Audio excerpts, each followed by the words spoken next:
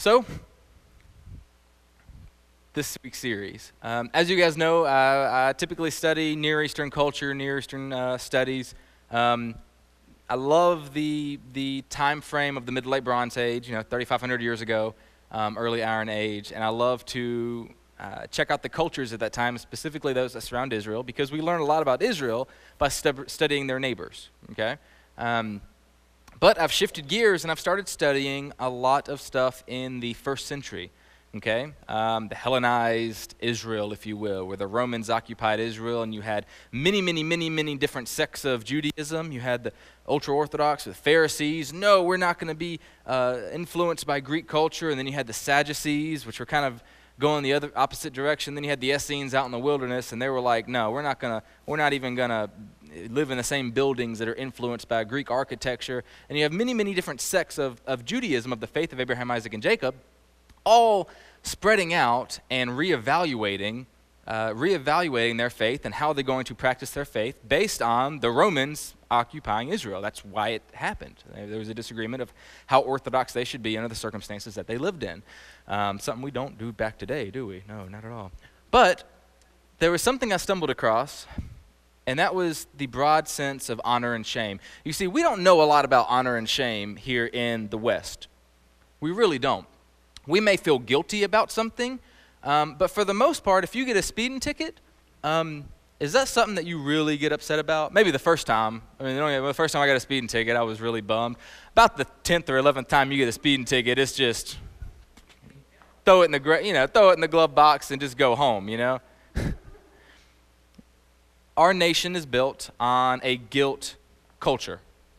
It's not a shame culture. It's not an honor culture. We're a very individualistic culture. To be honest, I don't care if you know if I got a speeding ticket or not. It's not something that I'm really ashamed of. I'm so sorry that I got a speeding ticket. In the East, the Near East and Eastern culture, specifically Asia, honor and shame is a way of life. Every step that you take establishes honor for you, your friends, your family, your children. It affects everything. And so if you do something that is shameful, then you've not only affected your own reputation, but you've affected the entire reputation of everyone in your family sphere. It's a big deal. It's a really big deal. You wonder why suicide rates are so high in China? And so this term, honor, shame cultures, and guilt cultures, actually came from an anthropologist named Ruth Benedict. Now, she was part of a group charged by the U.S. government during World War II to evaluate other cultures, okay? So we love spreading freedom as the United States. That's what we do. We're very good at it. And when we go to other countries, for whatever reason, whether it be on account for our allies to do battle, or whether it's we have interests there that are being threatened, so on and so forth, we need to know who we're fighting. And during World War II, that was a big deal because, we dabbled in World War I, but World War II, I mean, we had the Pacific theater, we had the European theater, we were fighting everybody. We had soldiers everywhere, and we really did not know who we were fighting. And so a group was put together to evaluate these different cultures to study the people we were fighting, specifically Japan and Germany. What is their mindset? The soldiers that we are fighting, what is their mindset? The people we are liberating, do they think they're being liberated when we come in, right? Very smart thing to do. And so Ruth Benedict proposed the concept of guilt cultures, which is what she describes us in the West, versus shame cultures, which is what she described those in the East, specifically Japan at the time. You see, still with me? Matt, you're going to give another history lesson, aren't you? I am. Remember social pressure in high school? Did you ever want to be cool in high school? Never. That was more important than your grades for most of us, right? Like, you want to make a good impression, okay? What would you do to be cool? Seriously. How did you gain respect among your peers in high school? Clothes, the slang, smoking, drinking, drugs maybe, speeding around in your car because you grew up when Fast and Furious was released in theaters and you wanted to be a race car driver and so did all your friends. Just, yes, sir. Just the two of us in here, okay. You want to be cool. You can't be cool as an individual. You have to be cool as part of a group. Anyone in here ever bullied in school, elementary, middle, high school? Why? Because you were different, right? You stuck out. That is the perfect example of what an honor-shame culture is. We've all experienced it in school. Imagine your entire country built in a high school structure of honor and shame. Your job, honor and shame. Your family, honor and shame. Driving around, honor and shame. Everything you do affects your reputation, but not only that, it affects the reputation of your peers, okay? So what if you were in the computer club and then you joined the football team? That's a conflict of interest. Someone is going to kick you out. Exile out of one group is entry into another, always.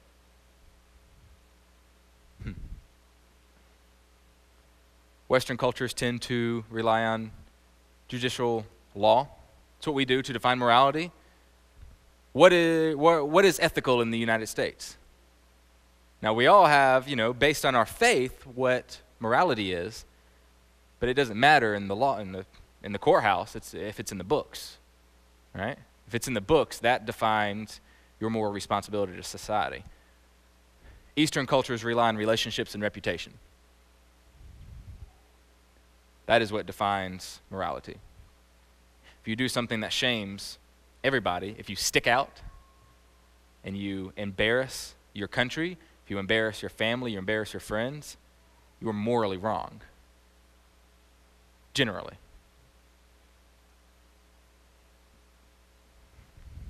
Literally, in an honor-shame culture, your reputation is your credit score. If your credit score is good, excellent, right? You're accepted as part of the majority. What if it's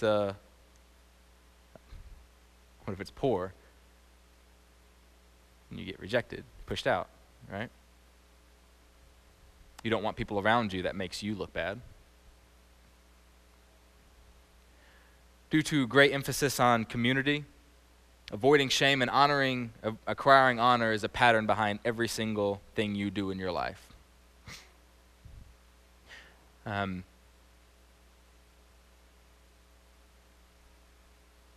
do you think school and education has been pushed the last century or so in the East, specifically China? Push education. Study, study, study, study, study. Be smart. Why? Because it brings honor to your family. You have a smart kid. And if you're smart, because they've started accepting Western mentalities, make money. If you're smart, you can make more money, bring more honor to the country as a whole, to your family, to your friends, so on and so forth. Lots of stress involved with that. Here, we're taught you can be anything you want to be. It'd be nice if you got good grades, right? You can be president one day, right? And so here you choose what you want to be. You choose your dream. There, your dream is not your own. It is to honor everybody around you.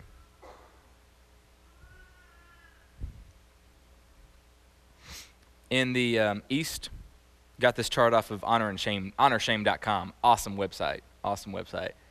In the East, it's very event-driven, okay? So you will have social events, and you will have people in the events that would be honored, okay? So if I invite you over for dinner, that's an honor ceremony for everybody that sits at the table. Seriously, because you're included in the group. When we have a Rev Shabbat meals, okay, which speaking to Jason about this, we need to have more of those. If you've never been invited to an Rev Shabbat meal, which is a fancy word for Friday night dinner, if you've never been invited to one of those, start inviting others to your house. We need to be an interlocking family here. Sharing meals together is something that lifts honor in the group. In the West, we start on time, right?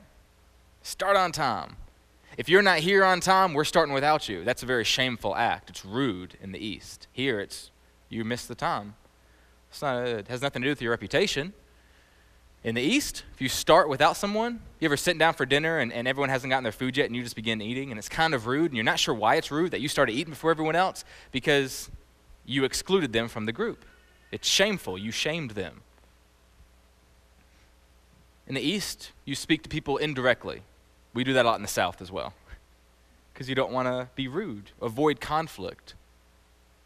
You want to nudge people in a direction. You don't want to command them, because commanding someone with direct speech puts them in a lower status than you. Then you're a master over them. Avoid it. Over here, we speak directly, especially up north. In the East, honor-shame societies are typically collectivistic, which is a fancy word for saying we move and do everything as a group. Okay? Everything as a group. When I say that, I mean we're a fellowship right now, and your needs, our needs, are greater than my needs. Our honor is greater than my honor. Right? Imagine putting our politics in the East and see how that works.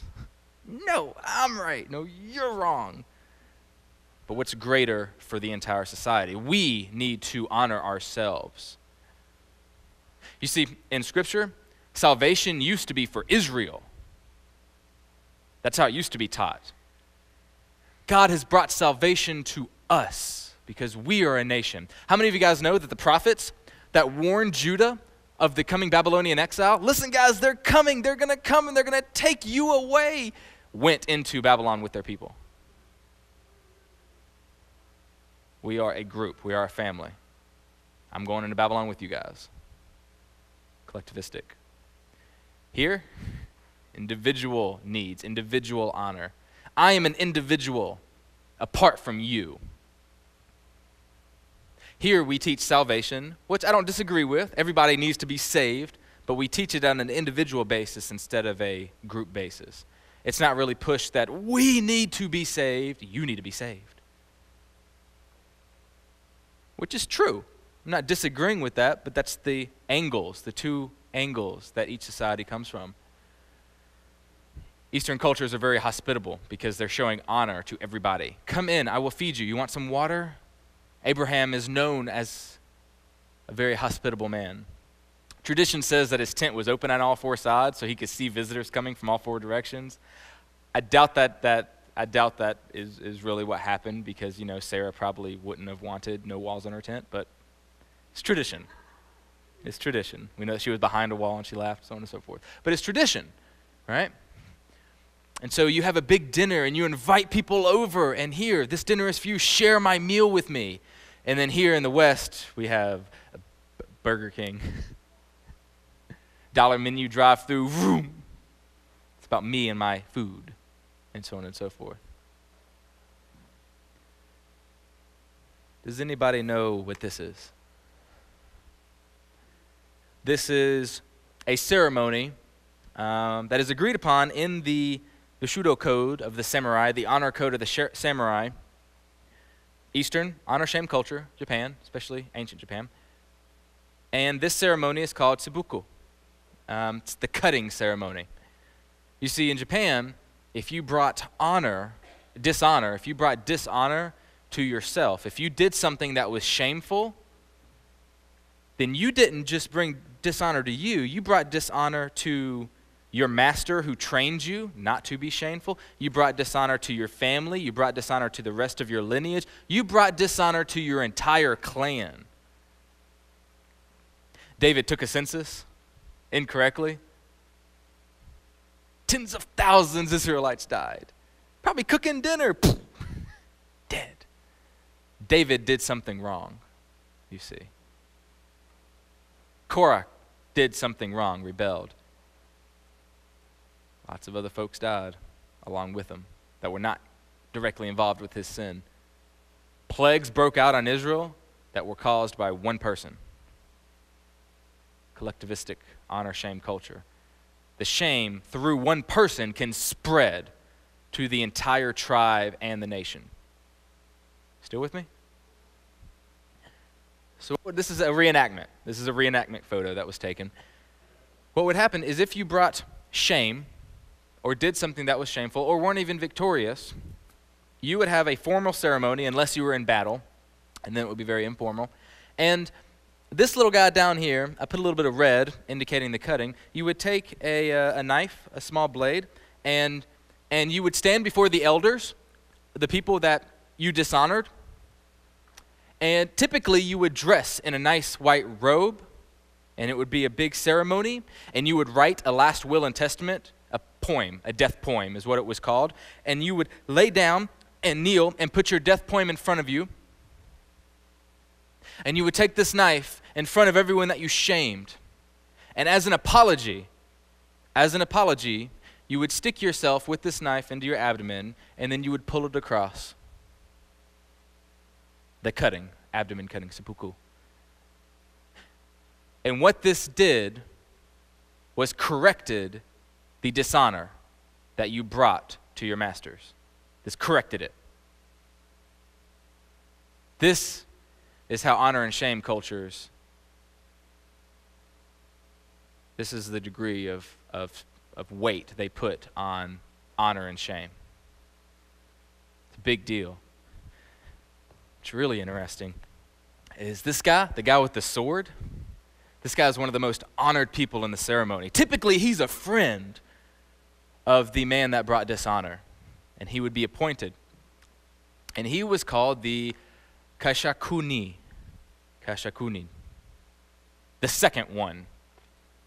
And because in most clans of the samurai, it was such a horrible way to die, as soon as you would complete the cut, you would have your friend there with a sword, and he would be there, and as soon as you completed the cut, at some point, it would be acceptable. Your honor is restored, and your friend would be the one to swing the sword to quickly kill you along the back of your neck.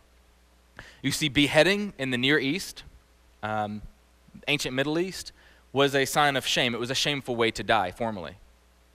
It was. See, after you died, you still had status of who you were, your legacy. And the way that people's bodies were manipulated post-death in the ancient Near East, so we're talking ancient Assyria, Babylon, Mesopotamia, even Israel, Egypt, dictated the status of their legacy that they left behind.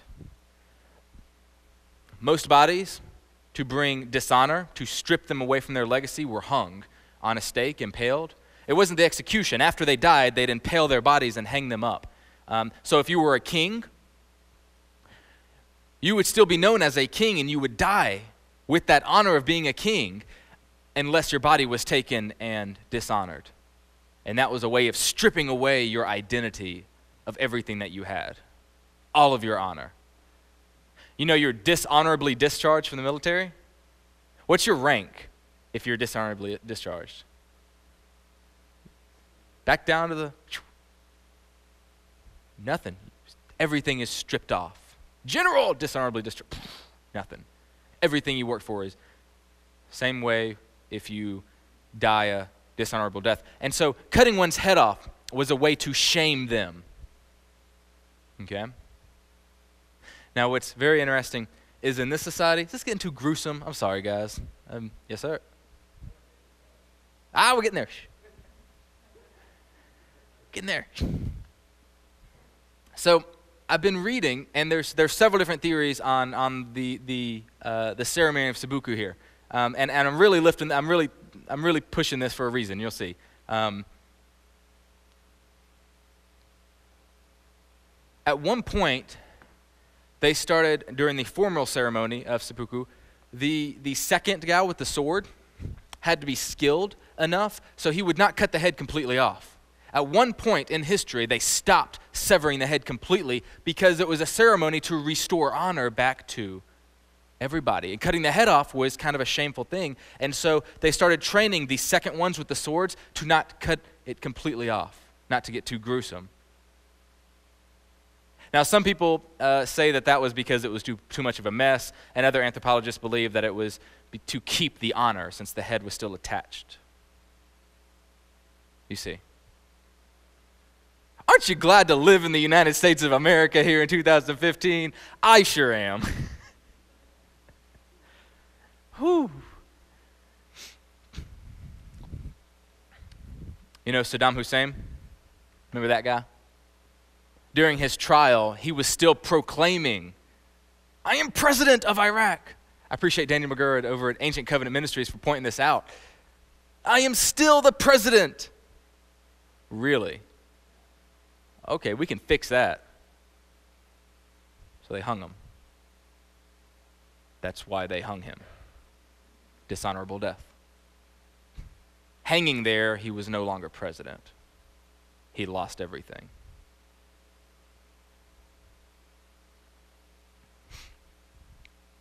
Esther. So they hanged Haman on the gallows that he had prepared for Mordecai. Then was the king's wrath pacified. Remember, Haman, I believe, created gallows for Mordecai, 50 cubits high, something like that. It's huge gallows. And we're not sure what type of hanging it was. Okay? It could have been noose hanging, which was very popular in the Middle Ages, or something more popular or more likely performed in Persia at the time, ancient Persia, was the hanging of the body on a stake, impalement. And so Haman was the second to the king. Not anymore.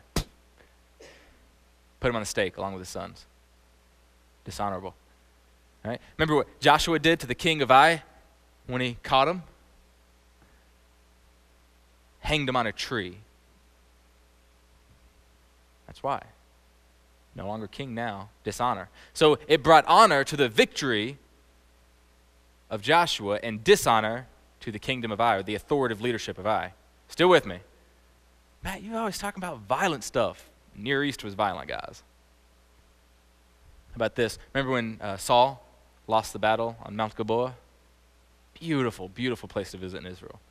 And you look down into the valley, it's almost a vertical drop. How did the Philistines walk up the mountain vertically and overtake you, Saul?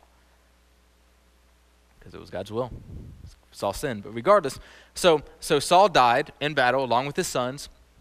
And this is, And it came to pass on the morrow when the Philistines came to strip the slain. The battle's over, let's go. Strip everything from the slain. They found Saul and his 3 sons fallen in Mount Gilboa.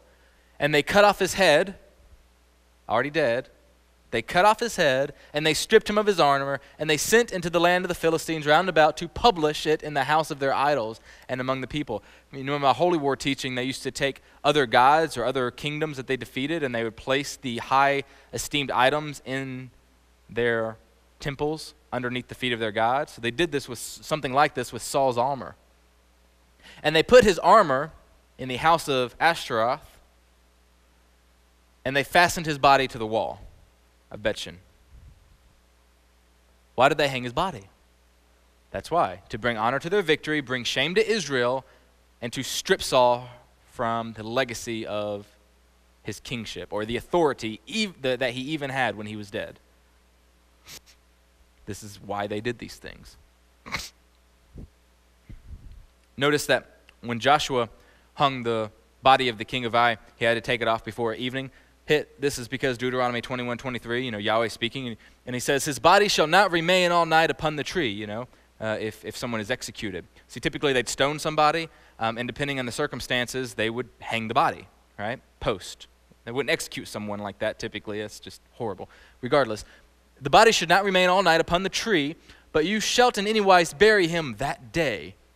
For he that is hanged is cursed by God, that the land be not defiled, which the Lord thy God gives you as an inheritance. Why would the land be defiled if the body hangs all night? Another time. Maybe in the afterlife teaching when I do it. We'll talk about that. There is so much. The afterlife that ancient Israel studied and believed in was very complicated. It was very complex. It wasn't nearly as simple as, the righteous go to a nice place and the wicked go to a bad place. I mean, that's the gist of it, but there's a lot of strings involved. It's fascinating, guys, fascinating. This word for tree, like the tree that Joshua hung the body on, or cursed is any man that hangs on a tree. So the word there is etz, and so it could be tree or it could be stick. We're not sure. Could be talking about impalement.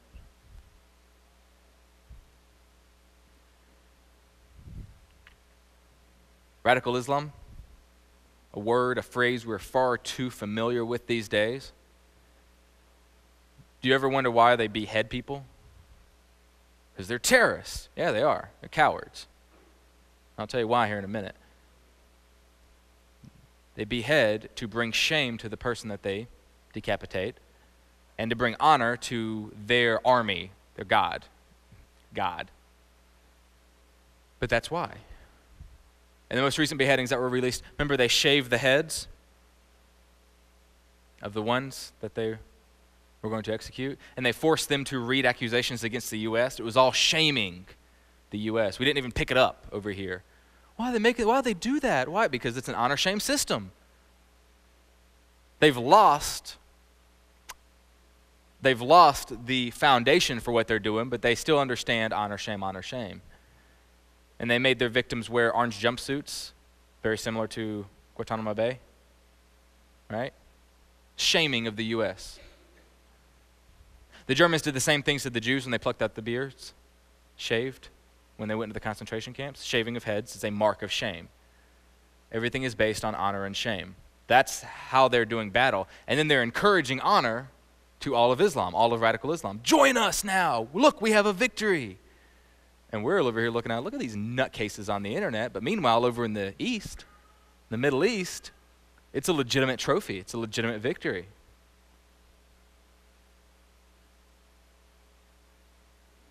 Cowards. But I understand what they're doing.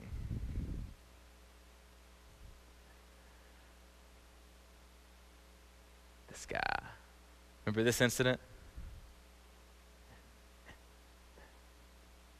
So you have the Philistines on one side, this army, and you have the Israelites on another, and they're standing face to face. I mean, they're fixing to... And then this big guy comes forward amongst the crowd. Debate on whether he was 7 feet tall or 10 feet tall. Whatever, he's tall. Big guy. Goliath. And he challenges. He mocks the God of Israel. He mocks the authorities of Israel, and he mocks Israel, all of the soldiers. One of you guys come out and fight me. And if you win, all of this army will be your servants. But if I win, every one of you will bow down to me. Everyone knows that story. Saul's over here. The king, he's the one that should be leading in battle, right? I'll make anyone who fights him and wins rich. Somebody go. Somebody, I don't want to do it. A little shepherd boy comes out. Not to be too discounted. I mean, David, a sling, I didn't prepare to talk about a sling. Sling, modern, it was the ancient gun. I mean, it killed people. Recognize, it kill folk. People kill people. Slings don't kill people. Slings kill people. And so David comes out, and Saul agrees to allow David can you imagine getting to the point where you're so scared? Better you than me, boy. Go.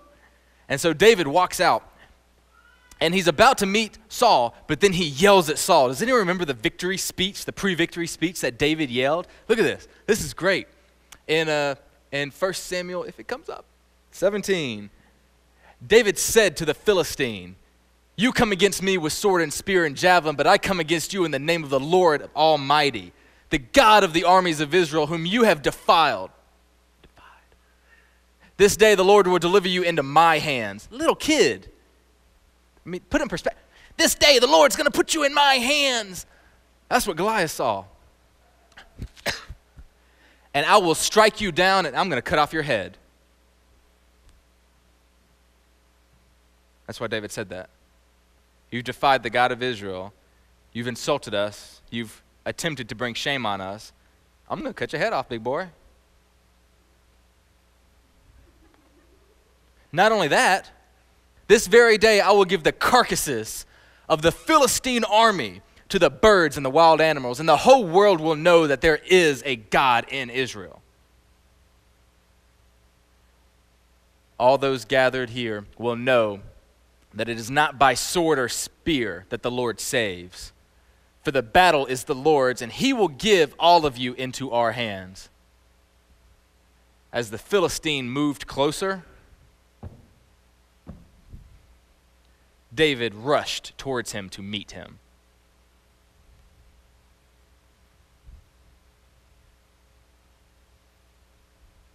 I'm going to cut your head off. I'm going to do it. And you know the story. Big Goliath. Am I a dog? Says the stone sunk into his skull. And he fell down flat. David took his sword, his own sword, Goliath's sword, cut his head off. Remember what he did with his head then? Took it to Jerusalem. Ta-da! Honor, shame. He brought honor back to Israel, back to Yahweh, and shamed the Philistines and their deities, the false deities. That's why David did it. Honor, shame culture. We miss that. Oh, he just wanted to make sure he was dead. No. It's a hole through his head. He knew he was dead.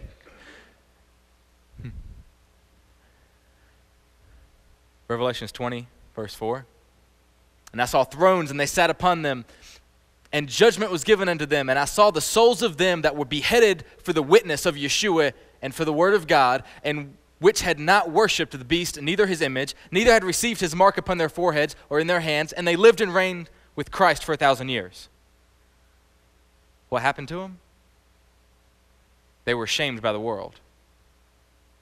They were shamed by the world, decapitated. But what position are they in now? Honored.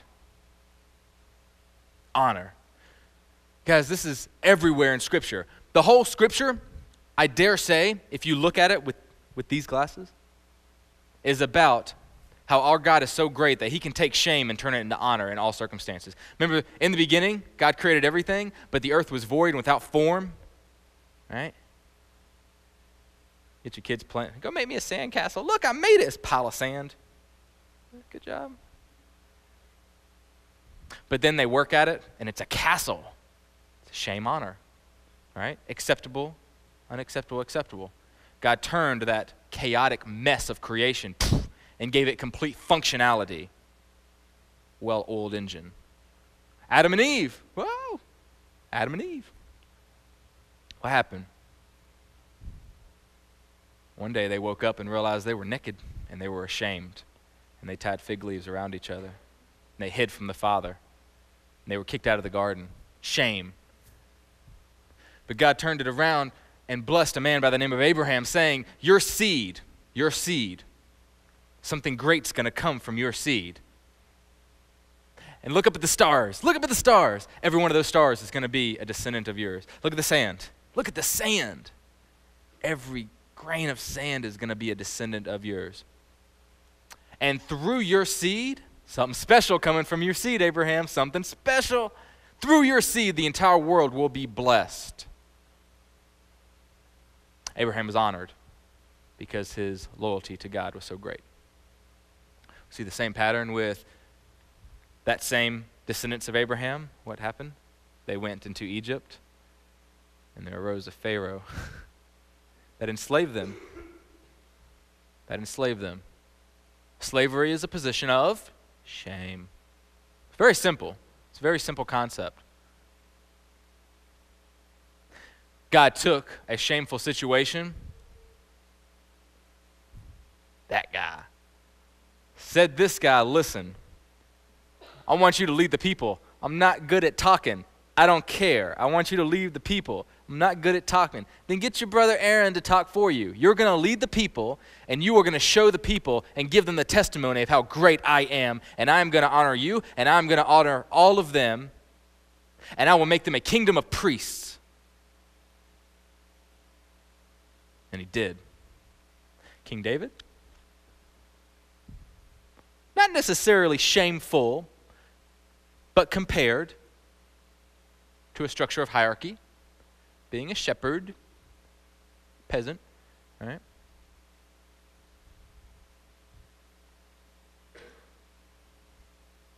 To a king. Honor.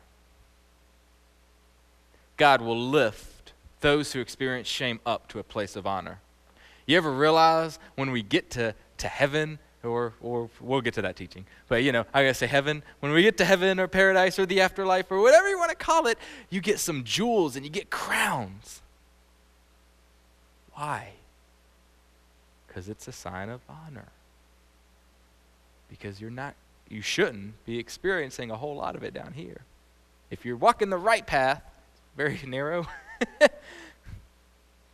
you will have your reward in heaven. Your honor will come in heaven, not here. Right? Something very special came through Abraham's seed, guys. John 1:12, but as many have received him, to them gave power to become the sons of God, even to them that believe on his name. This is talking about Yeshua. See, there's a difference between a servant and a son. A servant is a slave. A son is in a position of honor.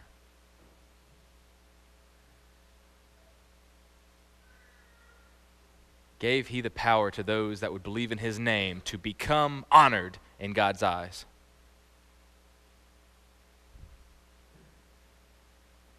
Talk about China. China is really cool.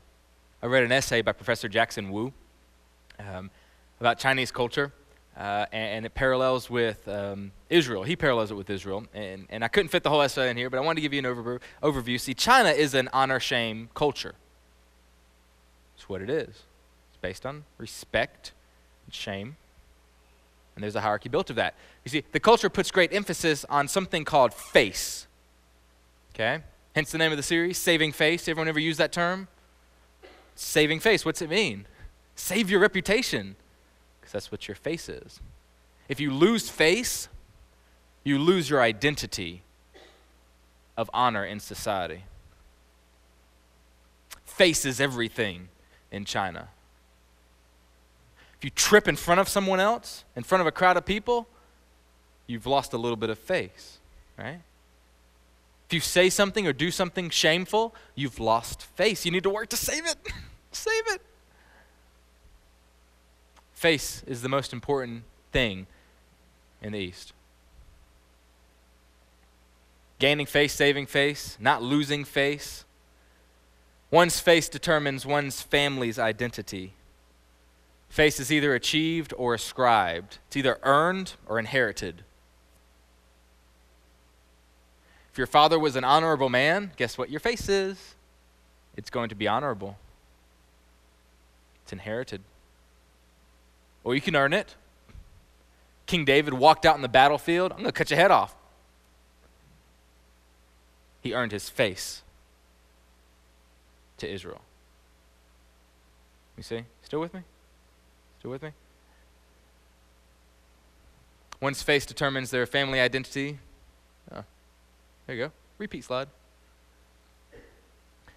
You can also affect your family with negative face, losing face.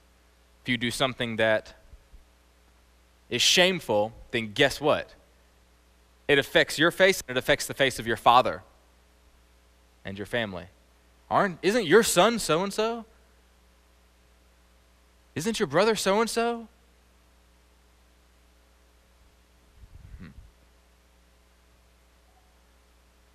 Face can be inherited from a friend, a group, or a relative. Put up there. You know when a nobody marries a celebrity? Poof, famous. It's inherited face, right? Earned from someone else. The emphasis on hierarchical social relationships is founded on Confucian philosophy. Confucius was a man that is well esteemed in Chinese culture. And he placed great emphasis on a solid family structure. We work together as a kingdom, as a family. Does not matter if you don't like each other. You are family. You are China. That is your identity. The Chinese have prized social conformity for thousands of years, so much so that they have a saying. Does anyone here speak Chinese? Good. Yeah? Do you? Can you read that? What's it say?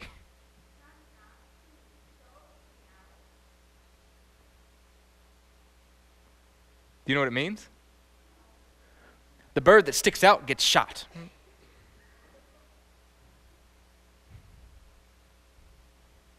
Angie just gained a little bit of face, if you didn't notice. That's impressive. I was going to try to sound it out. That's why I asked. And so if everyone said no, I was going to try to, wah. Awesome. It's the Chinese proverb. I think Japan has one similar. The nail that sticks out gets the hammer. The bird that sticks out gets shot. Stick together. Don't stick out. Don't stick out. Any honor that you achieve, you put inward. And any shame that you experience, you keep inward. We stick together. And if you're going to continue shaming inwardly, then we're going to kick you out. Duck hunt. Makes sense.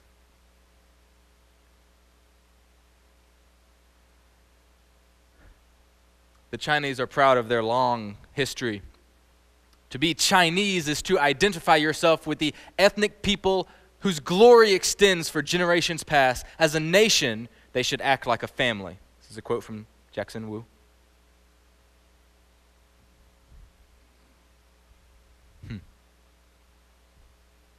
Billion people in China? Over?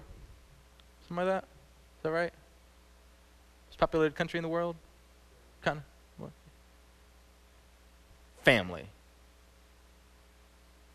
We can't come to the same church or fellowship and consider ourselves all equals in a family, all trying to strive for the honor of each other.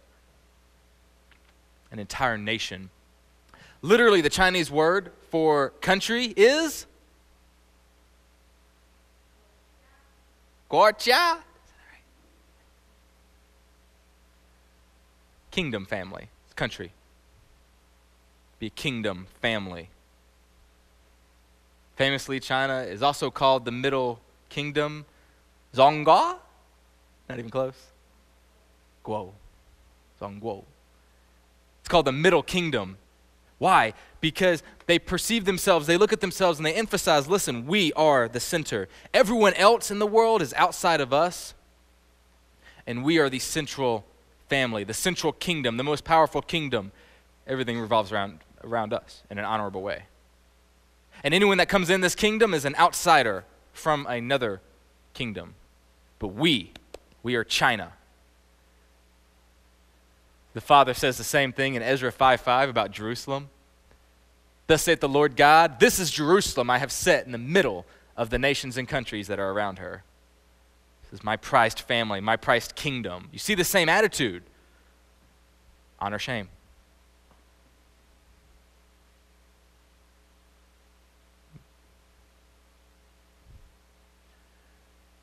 These 3 verses sum it up. Very much so. Genesis 3:7, at that moment their eyes were opened and they suddenly felt shame at their nakedness. So they sewed fig leaves together to cover themselves. You see, Adam and Eve fell in the garden, they sinned, right? We're familiar with the story. Matt, that's a church story. No, it's a biblical story. We can talk about it. It's okay. Adam and Eve fell. Romans 3:23 states that for all have sinned and come short of the glory of God. Now, glory is a synonym for honor. We have all sinned. We have all shamed and come short of honoring God. Paul even states, wherefore, as by one man sinned or shamed, one man brought shame into the world, and death by that shame or sin. And so death passed upon all men, for that all have sinned. And he continues that Messiah is the one that is the reversal of that, but we'll talk about that in a minute. Shame. You can inherit shame. There's a dispute in many Hebrew roots, and especially Judaism, about the concept of original sin.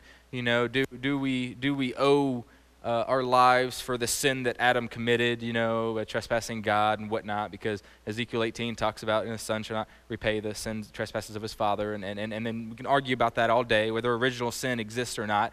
I'm not going to talk about original sin. I'm going to talk about inherited shame, because that does exist, and it did exist in the Near East. We don't need the Bible to prove that. It helps. Inherited shame from Adam. Adam brought shame into the world and into his family. Into his family. You. For all have shame and have come short from the honor of God. Matt, you're twisting Scripture. No, I'm just rephrasing it. All have sinned and come short of the glory of God. Shame. We lost face in the garden. That's what it's all about. That's the bigger picture, really is. We like to talk about details a lot, and details are awesome, but this is the bigger picture. This is the foundation, is the shame that we have as individuals of the flesh. You see, God took the leaves off of Adam and Eve and made them coats of skin. And all of his descendants, I would dare say, still have a remnant of that coat on them. This thing that we battle every day. Maybe, it's my opinion. The flesh. So much so that our ancestors begin to fight over any honor they could get their hands on. Remember Abel and Cain? God, we honor you. Give us your glory. Give us a little bit of honor. Show us your glory. I make an offering to you, and I make an offering to you. And God favors Abel's offering because it was better. And so God honored Abel, and Cain was like, no, I want some honor. I'm tired of being in this shameful state. I want some honor. It's mine. It's my honor. And if I can't have it, no one can. Murders his brother, jealous of honor. That's what it comes down to. The older became jealous of the younger. Comparison led to competition until there was only one brother. Anger gave birth to murder. God asked the elder brother, where is your brother? Where's your brother? Were Cain's response? I do not know. Am I my brother's keeper? What was Cain proclaiming? Notice the other brother's criticism of God's mere request. Where is your brother? Cain doesn't want responsibility for someone else. He wants to be an individual. It's about me. He does not want to answer to God. If God will not praise Cain, then he wants independence. We're all like our older brother, aren't we? Think about that. People want a relationship with God, yet with one subtle condition. One condition. If I'm going to have a relationship with God, one condition. So long as God gives us face. You got to give me face. And then I'll want a relationship with you.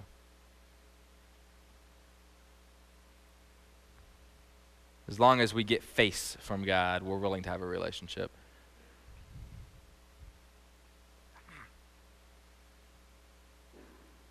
Malachi 1:6. God even asks, a son honors his father and a servant his master. If then I am a father, where is my honor? And if I am a master, where is my fear? Even if we reject God as our father, this is scary. Even if we reject God as our father, he still remains the one true king of creation. Think about that. You're living in the land of the emperor, yet you deny the emperor any type of existence, any type of acknowledgement, any type of honor. No, I don't believe in you, emperor. I'm not going to pay tribute to you. I'm not going to pay taxes to you. No. What's bound to happen?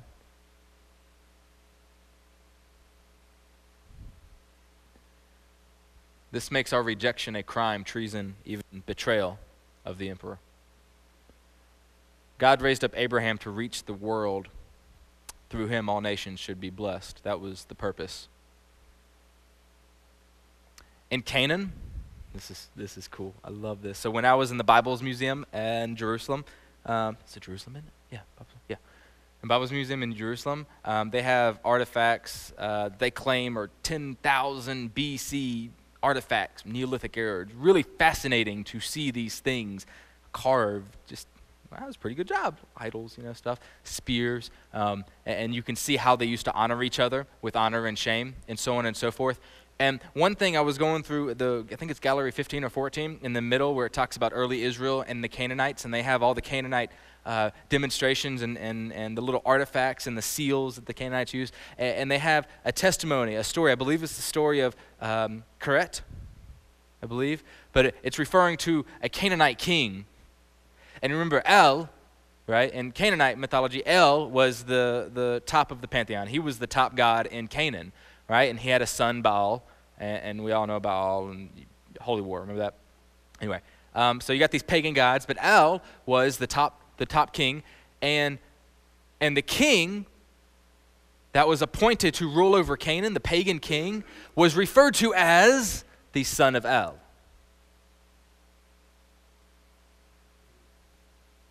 I love studying stuff that other pastors are too scared to study. But I feel like truth can only do one thing. And so I study stuff. And even if it's going to shake what we want to believe just a little bit, it can only strengthen us. Okay? So you ready? Hold on. Buckle your seatbelts. Okay. So the concept is that the king would gain all of his authority from the deities. Makes sense? Right? That's why Pharaoh was considered a god, essentially, a type of god, because he got his power from the gods.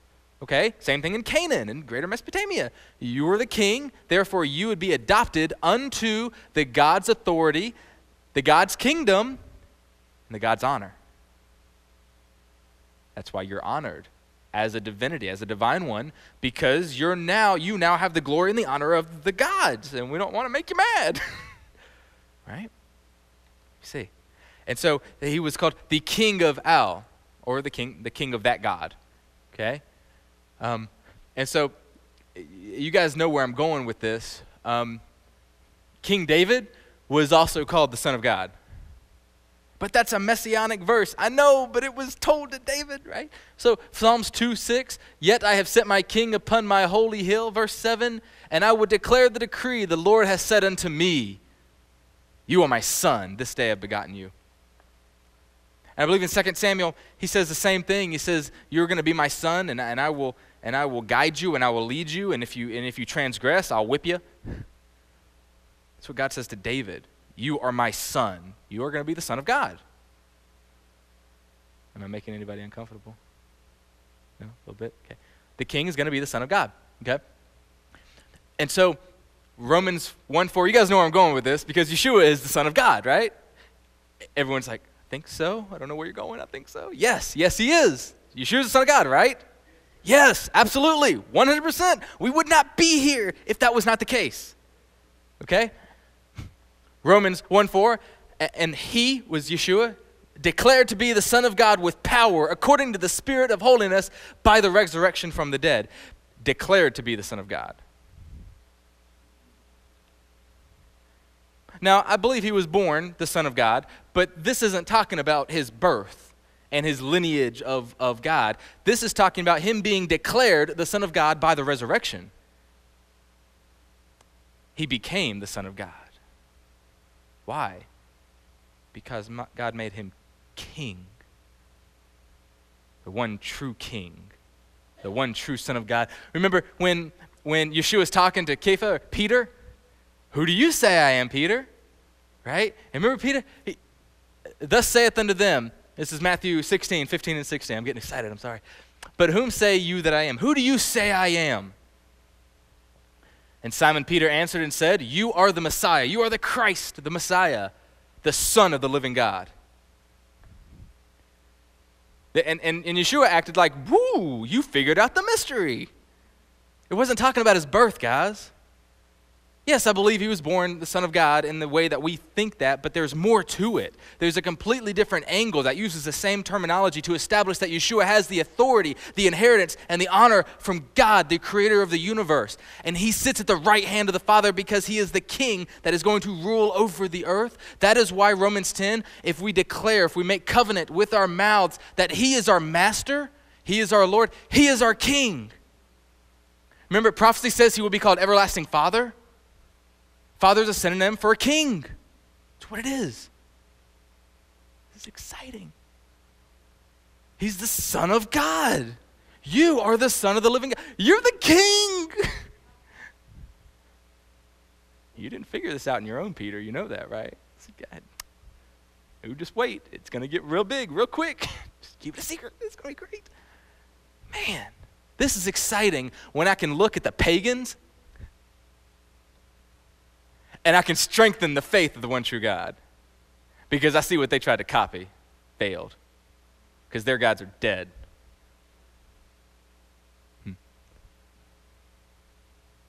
Yeshua was the honorable son of the family. That's what it's all about, guys. Sacred cow. Do we have time for a sacred cow? Hurry up. Wait. Yeah. Hopefully we have cow. I don't know what the timer says. Anybody? Yeah? Okay. So sacred cow. You ready? You ain't ready. Okay. So this is going to be a hypothesis. Okay? Hypothesis means something it can be tested. It has a little bit of evidence. It doesn't have a lot of evidence, or else it would be a theory, okay? And it's not completely validated, which means in history or historical context, if something's like a fact, it means you had a time machine and you went back and you were able to know for a fact, okay? So most of archaeology and anthropology is assume stuff. We find stuff in the ground, we find evidence, and we build hypotheses and theories of how we believe things happened, okay? A theory is not just a whim idea. It's something that has a lot of evidence towards it. We don't have all the evidence. So we know that there was a lot of sun worship in many of the cultures, okay? Especially Egypt. They had the sun discs, the nimbus, and so on and so forth. And we see different drawings, different carvings of kings in Babylon or in the temple in Kala, also known as Nimrud, the archaeologists called it, in Assyria. And we have different carvings of the king there with these little halo around his head and these little beams coming out. And the theory or hypothesis is that these are all related to sun worship, which very well could be. I don't disagree with that, but I have another equal opinion. And so we have a lot of the kings and some deities have these sun rays of what we believe are sun rays coming out of their heads, okay? And we're like, oh, well, that's a halo, and that's representative of the sun disk, the sun god, right? But I was reading and I didn't even bring it because I wasn't even going to talk about this because I've killed so many cows in the past month. PETA's going to get on to me. I was going to take a break, but I can't now. So in my...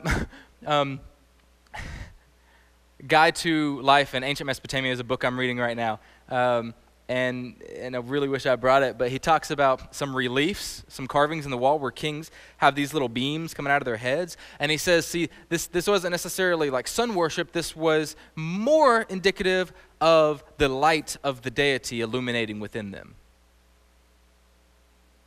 Okay, so the king would be the sun, allegedly, if you will, the son of the deity. And because he had the power of the deity, he would have the aura of the deity coming out of his head. Whether the deity was a sun god, a moon god, a field god, a crocodile god, whatever, it would be that was the symbol. Oh, he has the enlightenment of God. Okay? Now we know that some of these reliefs are sun worship gods, but there's opinions on others that may not have a direct link to sun worship. Okay? Still with me? Some of you lost? That's fine. You'll catch up here in a minute. And so during the Renaissance times, we have lots of paintings of Yeshua with these halos around his head, or this little nimbus, this little circle, or stuff shooting out, looks like a sun rays shooting out, okay? And the assumption, and it's a very good assumption, I don't disagree with it, and I'm not saying it's incorrect, but the assumption is that it's in the Renaissance, they just picked up sun worship from the Near East, and they attributed Yeshua with sun worship. And so he has this halo sun disk around him, but there's also evidence that may suggest that they were just going on other archaeological findings in the Near East that suggests that this lines coming out, the sun-looking beams, were the aura of God, and they were just recreating in their art what some cultures in the Near East may have put on there. In other words, there is an argument that halos may not always be pointing to sun worship. They may actually be pointing to the idea that a God gave divine power, divine light to Yeshua, which would be Yahweh. I don't put halos on Yeshua just because we don't find in Israel yet where that was something they did, but I can definitely see someone adding that in. That was a sacred cow. Some of you may know the weight of that sacred cow. Others like, all right, that's cool, move on. So I'm not saying one way or another. I'm not going to say it's fact, but there is an idea out there in modern archaeology that is a source of these halo beams in the Renaissance art. Moses, you're right. We got Moses. Sun worship. Moses, the light. That's exactly right. Jeez, I didn't even think about that. I'll put you in the footnotes of the book if I ever write it. It's true. The idea was in Israel. Wow. So there we go. Let your light shine before men. Jeez, we could build this up. We could squash that theory right now. Like I said, there's evidence towards both. It's related to sun worship, and obviously we got lots of evidence right here in Scripture where it was the idea of the light of God. So Yeshua was the honorable son. Ta-da! Rabbit trail. You see. The prodigal son, another facet of it. One son brought shame to the family. So the brother was upset. The honorable son was upset, who stayed with the father. When the son came back, the father put a coat on him, put a ring, shoes, all signs of honor. Remember, Joseph got a coat, clothing, honor. All about honor and shame, guys. He lived a sinless life, a shameless life, absent of shame, absent of sin, and he died to redeem his family from shame. That's what Yeshua did. It's a big deal. It gets really cool because Yeshua hung on a tree. Yeshua hung on a cross. Did you know there's actually a debate in Matthew 27:50, I think? If you have an NASB Bible, you'll have a footnote in Matthew, I believe it's 27:50, because in some earlier manuscripts, they actually say that there's a part that's cut off in the King James Version. They don't put it in, but it talks about a Roman soldier getting a spear and stabbing Yeshua, and then Yeshua cries out and gives up the ghost.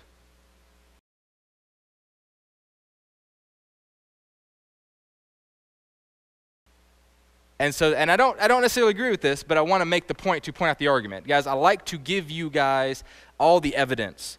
I am not your king. I am your servant. Okay? I do not rule you or your halakha. I don't rule the way you men lead your households, but I want to give you as much evidence as possible so you can study it on your own, and wives can assist their husbands in studying how to lead their family, especially when it comes to faith. Because, guys, I can't save you. I can't do that. Please don't think I can. I cannot. You, that is your decision, who you're going to put faith in. And I hope it's my king, our king. But there's actually an argument out there where Yeshua was impaled, and that's how he died. Of course, some say that, or John or Luke, the scriptures are contradictory, and because it creates kind of a contradiction, because some gospels say that, he was speared after he died, and this verse in Matthew says it before he died, so there's a contradiction, so we got to delete one. I understand, but I want to let you guys know that's interesting, because if that is the case, then Yeshua hung on a tree and was impaled. Maybe not. I don't think that's the case, but I'm letting you know that there is an argument for it. Okay? I'm not going to try to hide stuff from you guys. And so Yeshua hung on a tree. Cursed of God is every man that hangs on a tree. But he didn't do anything. You see, the sign above his head on that stake declared who he was. Let me put it this way. Something that really would have completed Saddam Hussein's execution is for them to put a sign on top of his head that said, "Here is the president of Iraq." Boom! Not anymore. "Here is the king of the Jews." Look, guys, not anymore. We have stripped all honor from him, all glory from him. What a shameful thing this man is up on a cross. All shame on him. He is nothing. He has no legacy. He has no authority. That's what the sign said. The sign said he was executed for being the king, the Son of God. Galatians 3:13, Messiah has redeemed us from the curse of the law. We know that verse. We like to stay away from that. And you know what it's talking about? Paul says what it's talking about. Keep reading the verse. Being made a curse for us. Curse, synonymous with shame, taking our shame on. For it is written, cursed is every man that hangs on a tree. What is the curse of the law that Paul's talking about? It's the curse of hanging on a tree. The shame that is placed on anyone who deserves to hang on a tree. The shame of you and me. That's the curse of the law. It's a huge deal.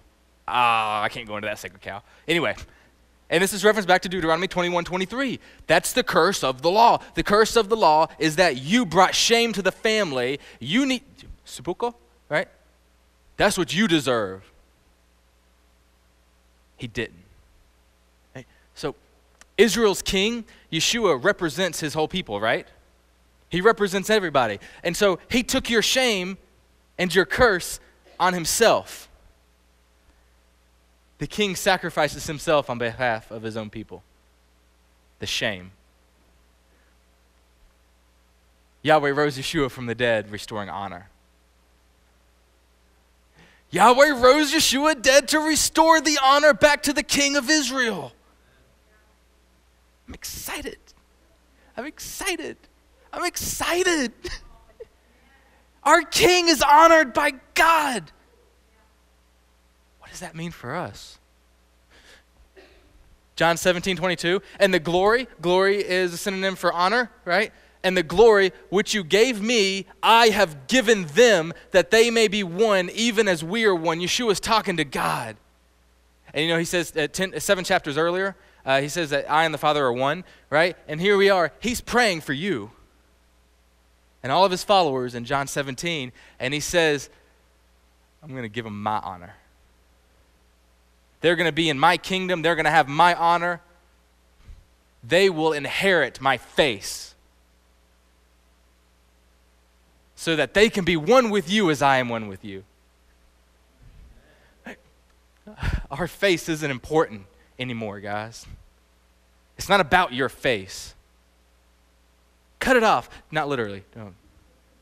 It's not about your face. You see, Galatians 6:14, but God forbid that I should have glory save in the cross of our Master, Yeshua Messiah, by whom the world is crucified unto me and I unto the world. You see, the world is a shameful thing. You wonder what was nailed to the cross, guys? It was your shame. It was your face. God forbid, I have no honor. My honor comes from the cross. Through Messiah, we come into God's kingdom with his honor and not our shame. This is a bigger picture of the gospel. Ephesians 2:18-19. For through him we both have access by one Spirit unto the Father. Now therefore you are no more strangers, outsiders of the middle kingdom, right? Strangers or foreigners, but fellow citizens. You are a citizen of the kingdom with the saints and the household of God. You're in the family, which means you have the face of the king, which you have no more shame. This verse, it describes it all. You see, Galatians 2:20, I have been crucified with Messiah. It is no longer I who live, but Messiah who lives in me. Why? Because your flesh or your face is dead. Your face doesn't matter anymore. It is no longer I that live. It is no longer me and my shame that lives. It is no longer any attempt that I have to gain honor that lives. It is my shame that has been dead. But who lives in me? My king, his face. This is what it's all about, guys. So simple. We like to get so complicated. We really do. Well, Matt, this has to do with the 10 tribes of Israel. I know. But if scoot back just a little bit, we can see a way that we can minister to a whole other group of people about the love of our Messiah. I don't have my shame anymore, guys. I have the honor of my King upon me, my face.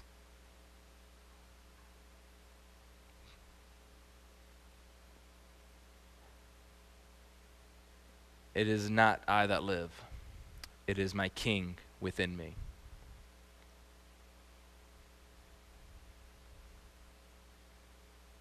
That's the gospel, guys. That's the gospel. Whole world will be blessed by your seed. That's how. See, Romans 10 talks about accepting Messiah. It talks about calling him your master, your king. And there's contingent on and knowing that God raised him from the dead. Why? Because if God didn't raise him from the dead, then he's left with the shame of and the curse of dying on the tree. Raising from the dead is really important. That's his honor. That's your honor. And so if you proclaim him as your king, then you become part of his house, his kingship. He's ruling over you, which means that his reputation is now yours. And God rose him from the dead, which means that his reputation is honorable before God. Guys, are you still walking around with your face? Are you still walking around with your face? Because you don't have to. You don't have to. Your face doesn't matter anymore. His face matters. And our King is great. If you still are walking around with your face and your shame, I'd like to introduce you to my King. And I'd like to tell you about how you can be back in his house and have a new face. Not a face of shame, but a face of honor. No longer under the curse of the law, the shame of the law. If there's anyone here who does not have the face of Yeshua, because it's not me, it's not any of us. If it was my face, nothing. Nothing. I do my best to walk in faith. I do my best to walk in righteousness. I do my best to walk in a way that would honor my King, but I fail. I do.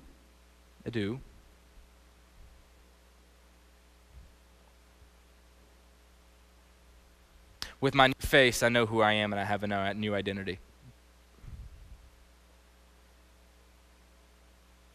When we experience shame in this world, know this.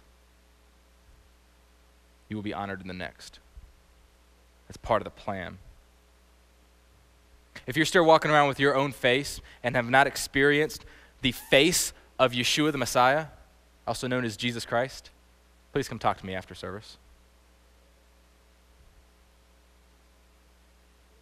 I'd like to be a part of a decision that will change your life forever.